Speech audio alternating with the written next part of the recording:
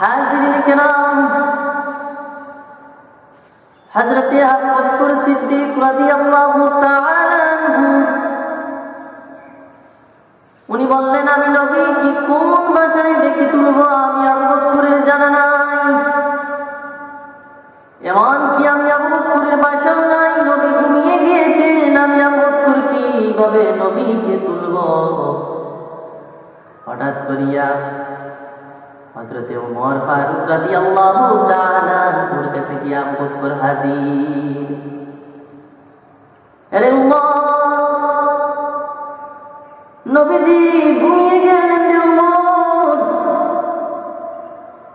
আমি আবু বকরের কোনো ভাষা নেই, কোন ভাষায় নবীকে ডেকে তুলব রে ওমর।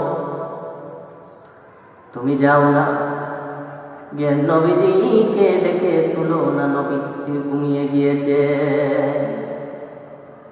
হযরত ওমর বললেন, আমি নবীকে কিভাবে ডেকে তুলবো ঘুম থেকে আবু বকর ভাই, আমি ওমরেরও ভাষা জানা নাই রে আবু বকর ভাই।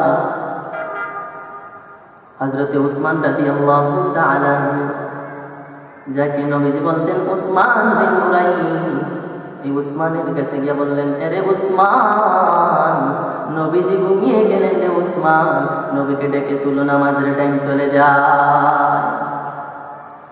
হযরত উসমান বললেন, আমি নবীকে কিভাবে ডাকবো, আমি উসমানেরই সাহসে দেয় নাই, আমি উসমান। আমাকে নবী আদর করে বলতেন উসমান বিন নুরাইন, আমি নবীকে কিভাবে ডাকবো, আমি উসমানের ভাষা হারিয়ে ফেলেছি, আমি পারবো না। চলে গেলেন হযরতে আলী। হযরতে আলীকে গিয়ে বললেন, আরে আলী,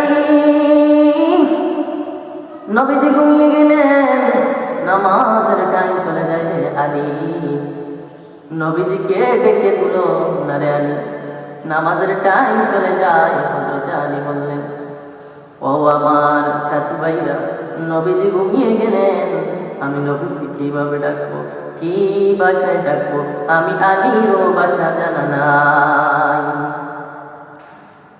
এক এক করে প্রত্যেক সাহাবায়ে কেরাম বললেন, আমরা নবীকে কিভাবে ডাকবো, আমাদের ভাষা জানা নাই। চলে যাও হযরত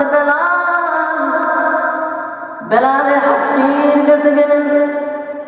হযরত বেলাল হাফসির কাছে যাওয়ার পরে গিয়া বললেন, বেলাল হাফসি,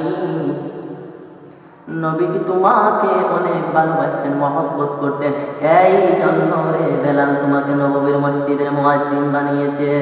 রে বেলাল, নবীজি ঘুমিয়ে গিয়েছেন, আমাদের সাহস দেয় না, আমাদের ভাষা নাই, নবীকে কিভাবে ডাকবো রে বেলাল, তুমি নবীকে ডেকে আনো না, নামাজের টাইম চলে যায়। হযরত বেলাল বললেন, আমি নবীকে কোন ভাষায় ডাকবো, কিভাবে ডাকবো, আমি বেলাল